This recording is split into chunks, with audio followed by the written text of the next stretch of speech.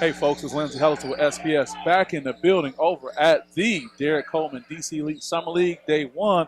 We got some great folks coming through. I've got a great surprise for you right now. The young man I want to introduce and remind people of, Mr. Darrin Boomer Williams. Thank you, sir. Yep, Thank you for having CEO me. and founder of Embassy International. But before we talk about this global stage for global talent organization you have, we want to talk about your story. I was just amazed. The big fella Derrick said, "Hey man, you got to sit down with Boomer." You are a Osborne High School graduate. I am. But from Osborne, you were able to make your way to have some NBA type experiences, go around the world with an international company. So just tell us your story so we can get an understanding of what you've done and what you're going to keep doing. Beautiful. Very quickly, my name is Darrin Boomer Williams. I'm the CEO and founder of Embassy International. We're a Sicilian-based organization that help athletes get international opportunities overseas. So gangster. You said Sicilian-based. I got to. They're my guys. They're my guys. Speak a little Italian. Yeah. But at the same token, we help athletes transition from being as a player and going into business internationally, because 100% of all athletes, we stop playing at some time. 100%. And so, that's a real fact. Exactly. And God really put me in a position to learn a lot about financial literacy, getting certified with personal finance, creating new businesses, but showing the players how to leverage their previous athletic experience so they can profit from the rest of their lives. So I've been a great player. There's still more I can use to do things. It is a world of opportunities that we are not tapped into as athletes. I get it. So talk about coming from Osborne. You know, Osborne has not been known as being a powerhouse school in basketball, but for you still to be able to have that experience. Talk about what it was like playing there and your college experience with the Loyola. Hence the burgundy you got on right now, right? I got to shout out to the Loyola University of Chicago Ramblers. Go Ramblers, go Ramblers. So I played at Detroit Osborne. I started very late. I started playing basketball 15, 16 years old. Were you this size? I was a little bit shorter. I was just catching growth spurts, but my coach was always on me. His name was Greg Jordan. Okay. And so he played for the Poors back in the day, won championships back in the 70s and everything. So he had that championship spirit mentality that he put on us as players. And so he got me in the gym, and I was terrible. I was, shout out to Willie Burton. Willie Burton came and spoke to me and was like, listen, man, him and David Greenwood, they're like, this ball can take you around the globe, and everything just switched in my mind. Put a lot of work in. Only played 2 years of varsity basketball. I wasn't super on the radar, but when I played AAU and traveled the country playing with the Michigan Mustangs, it really brought a lot of attention to me as a player. And as a result, some of the guys that's in the NBA right now are some of the guys I played with previously. So like you said, Josh Smith, this was Al Horford, this was Drew Nysel, this is Dwight Howard, Zach Morris. Remember him from Kentucky. But I had Joakim Noah. Joakim Noah. Oh, sure. And so I had some stellar games with and against these guys, and it just brought attention, and I ended up receiving an athletic scholarship to Loyola University in Chicago. Yeah, shout out to the current coach now, Drew Valentine. He was on the podcast not too long ago. Okay, beautiful. So I guess I want to stay with that theme of coming where you're from, and you present yourself so well professionally just in our brief encounter. I'm sure, are some people surprised that you're from Detroit?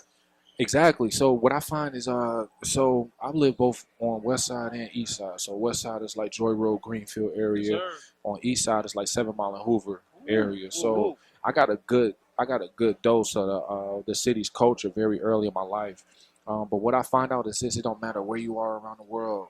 If you're from Detroit, you're my brother. Don't matter if you're from the East or you from the West. When I got teammates and I meet up with them, and if I'm in Hawaii, if I'm in South America, I just got back from Uruguay. If I'm reaching out and I meet people that's in Italy, but they from Detroit, they my brothers. Connect with you. It's a spiritual connection, because where we from, our environment is not necessarily designed to tear us down or kill us. It's basically the dirt. It's basically the mud. You understand? Right. But when we come out the mud, man, we come out as beautiful as roses. We've been through so much. We've been through so much, so we can go anywhere around the world and dominate. I think it's good for people to hear that who are just here to know that they will have recognition internationally. And I guess the only reason I just stay on that point because it seems that when people's hoop dreams don't come true, so many people we lose out to, they kind of go into obscurity. But you are having a great, professional experience. Talk about the transition of you deciding that I'm going to keep pushing forward as opposed to, hey, it didn't happen the way I wanted. You even talked about your NBA experience. Talk about that a little bit, the folks that you were working with that were NBA transitioning and all that. Exactly. So at Loyola, pretty loud. At Loyola, like I said, I wasn't this superstar athlete. I was probably a star on the team, but nationally, I didn't receive a lot of recognition.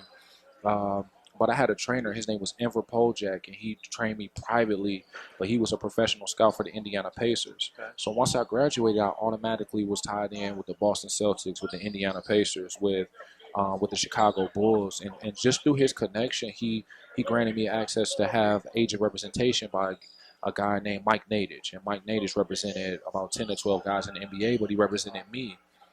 From that alone, just based off the relationships, I was able to work with Tim Grover. Tim Grover is Jordan's trainer. Attack Athletics. Now I'm in the building training with Tracy McGrady. This is Gilbert Arenas. This is Dwayne Wade. This is Andre Iguodala. Now, I know you're a ball player, these guys. And you're from the city. Yes, so sir. Were you a little starstruck when you got in those spaces with those guys? I was, but I kind of kept my composure because I was like, man, I come from the east side of Detroit, west side of Detroit. I'm here. And I'm training with NBA greats that they look at as all-stars. These are Hall of Famers now. But I'm on the same floor with these guys. All praises to God for that. And you as if you're reading my mind, and we're just meeting, what is giving you such grace? Because it seems like you have the grace to move in spaces. And again, we're just meeting, but am I accurate in my assessment? I believe so. I think that everything that happens to us, it actually happens for us. What I did not tell you is I started playing basketball late. This is like 15, 16 years old.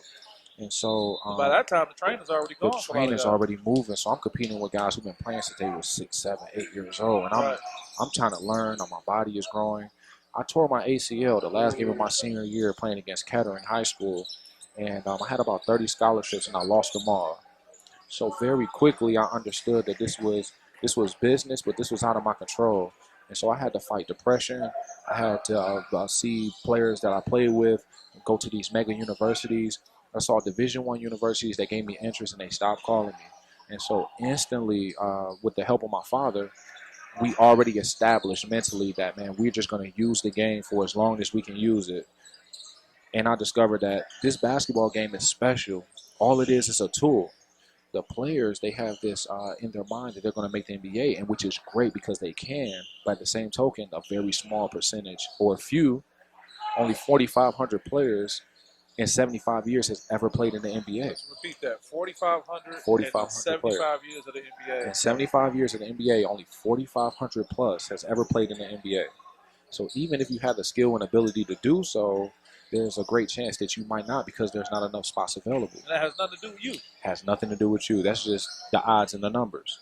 So after leaving Loyola and training with the NBA, having NBA workouts, having the skills and the abilities, but I didn't make it to that level, went overseas. I played 10 years overseas. I won some championships, had some all-star recognition. What were some of the countries you were in? Italy and Sicily, which they're the same, but they're not. Okay. It's not the same, okay. right? Not the same. It's like if you're from Detroit, you say I'm from East, I'm from West. Like it's the same Detroit, but it's like a difference. Yeah. So Italy and Sicily, I played in Germany, I played in Kosovo, I played in Uruguay. I had my first international experiences in Costa Rica and Guatemala, and that really opened my eyes too. And what I did was when I played at these different countries, I just went to all of the surrounding countries and started building networks. Yeah. And so that allowed me to turn 4 or 5 different countries playing in, and now I'm going to 26, 27. Well, how do you build those networks when you talk about what would that be like? So, for example, it takes faith. It takes great faith to be in this game because you would think that the odds are against you, but you're using a gift that God has given you as a gift back to the Creator, what you do with your gift. And so it's my obligation that if you're going to take me from the east side of Detroit and you're going to put me in Italy and Sicily, or you're going to put me in Germany, I'm going to all the countries around it. I got to. Because I know this game will end for me, but my transition is going to be flawless. I had an end goal in mind already. Yeah, my transition is going to be flawless. It's going to be flawless. I love it. Thank you. So talk about the transition that you had where you made your way up with Embassy International. Let's talk about the name to begin with. So embassy is the original word of embassy. Embassy is a defunct word. It is not in existence anymore. When we hear ambassador or embassy, the original word was actually embassy. Embassy, okay. And embassy, as you know, is basically owning foreign territories in another land. So if we're in the United States and we go to the United Kingdom, there will be a U.S. embassy in the United Kingdom because that's land that we own from the United States. Sure. And so I had this concept as basketball players, we are ambassadors in sports from the United States. And so when we go to China, when we go to Australia, when we go to Italy, and we take it over, that becomes ours now. Sure. And now we can take our previous athletic experience and return back to all of these places that we played and financially profit until we're not physical anymore. Wow. And so that was my overall goal. So now I won't miss that. I'm not gonna miss that last part. You said until we're not physical anymore. You're saying the profit for your entire life. This is for the rest of your life. I heard that. Every year for the rest of your life. Wow. So it seems some people can get the story where they drink a cup of coffee in the NBA, they've had their experience, unlike a Derrick Coleman who was in there for a long time, and that would be their story. You seem to have taken getting access to that experience, and like a true Detroiter, made it into something that's probably benefiting you more than what a cup of coffee in the NBA would have had. This is no bragging. Like I give all praises to God because I didn't know why I was getting stranded overseas. I didn't know why they weren't paying me on time. I didn't know why I had issues with organizations there, in different countries, which happens because this is a sport. You understand? It's a business too. It's a true business. It's a business where everyone capitalizes off the players, but very, very much so, players do not know how to capitalize off themselves. All that they have is just ideas that I can play.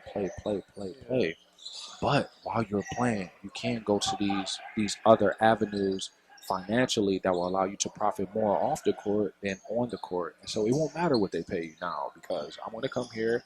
You can pay me a few hundred or a few grand, but I'm going to do businesses with businesses that you do business with, and I'm going to make more from them than what you ever pay me. Yeah. So, what was it like for those who may have caught on to you? Yeah.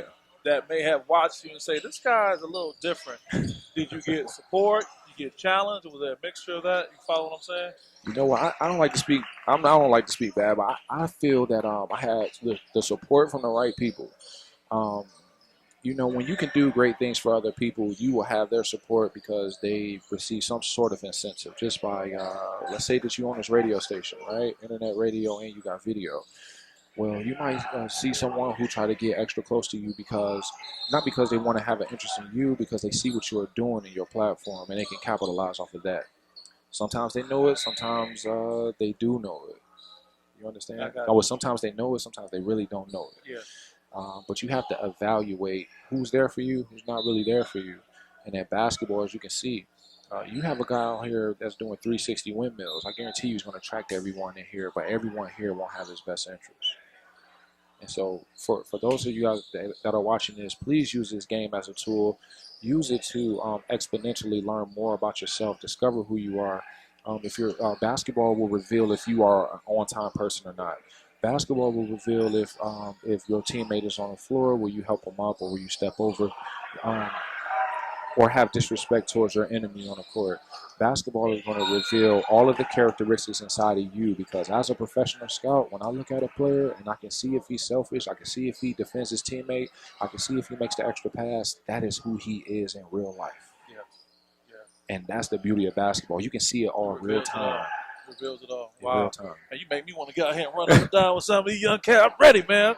Talking to Boomer. Boomer got me straight. I had an ACL too. I'm going to do it, though. You know it. You know how it is. Yeah. Well, the funny thing you say, and I guess it really brings to about what we were talking about, the game we love, we can't have it as long as we want it. And it was my fight. Derrick was laughing at me a year ago when I blew out my ACL because I had to stop playing, but it brought me closer to this work and brings me closer here. So it still keeps me connected. Same for you. You're still connected to the game. Listen, right? I left the game on top. I left the game winning 2 championships in 1 year. I was playing in Serie C in Italy, and I took my team to a division where Americans weren't allowed. Yeah. Although I had temporary citizenship in Italy, I couldn't take advantage of playing on the team, and I looked at this as an out. I'm newly married. I got a baby on the way. Me and my wife, we're in Sicily. My wife is from Detroit also. And you met her there? You knew her before? I knew her before, okay. And that's a whole nother story. Yeah, we get that one on the second one. Exactly. But I'm grateful for her because I know a lot of people don't like to see or speak well on marriage, but I truly encourage marriage. Oh, brother, let me tell you something. Yeah. I'm divorced, and I will get married again. I don't have nothing bad to say about it. Oh, no, and I got a 10-year-old daughter. I've got nothing bad to say Beautiful. Oh, yeah. See, that was the what do you call that? That's the new addition that came from you. That's the expansion that came from you guys meeting. Look at what manifested physically. And now when you're not here, she carry your name now. Yep. You understand? Yep. No, I get just it. by you two coming together. And I didn't want to go off in a different subject. No, but I want to stay on that. I see clients benefiting from you as their representation, not just because of the rooms you can get them in, but how about this? Right. What you can do for them in the room you're in with them. So it's not about I can get you over here, but when you have time, because it seems like you have the ability to mentor, give insight, and just kind of really slow things down for people in such a fast-paced thing. Again, another fair assessment? Yeah, so actually I currently do that now. I just don't promote it as much. But I do have programs that's available for mentorship. For those that are interested, you can visit us at Embassy Academy, because those who are watching this, I believe, will be student athletes. We have programs that are set up for student athletes who wish to embark on scholarships here in the States. But what's special about us is that we teach them how to get international scholarships also. So just I believe that I bring value here only because we respect the colleges, we respect the universities, but it is a truly global game. And I believe that God sent me to these different countries to build these relationships so I can bring it back for those who need it here in Michigan or the USA. And it sets you aside from your normal guys that come in, with all due respect. I mean, you bring a different presence in. Well, we got Darrin Boomer Williams right here, CEO and founder of Embassy International. You have all his information up on the screen right now. Anything you want to share before we let you get out of here? And we're definitely going to make sure we follow up some more, too. All God's blessings to everyone that is watching this. Please use this game. The game is a gift to you. It's only a tool. It's only designed to reveal who you are as a person and to expand. This game has the possibility of taking care of you for the rest of your life, but it's going to require a lot of hard work in the beginning as a player, so that when you transition to this side, and you'll be able to do the same for others, as we are doing for you. Get a chance to follow me on all social media platforms: Facebook, Instagram, Twitter, LinkedIn. Darrin Boomer Williams. My handle is Only One Boomer, ONLYONEBOOMER. Please send me a follow or a direct message, and I would love to stay in contact with you to help you with your international dreams and abilities. With that, guys, can't say anything else, but thank you for being here. And thank SPS, you, we global now, baby. Oh, yeah, we go. No, listen, I will put this in my system and press a button. It'll be in over 70 countries. Wow. With a button. Well, that button about to get pushed. We're going to push the button. We're going to go for the ride. With that being said, we'll see you guys next time. Thank you guys for having me. Peace. Yep. All right.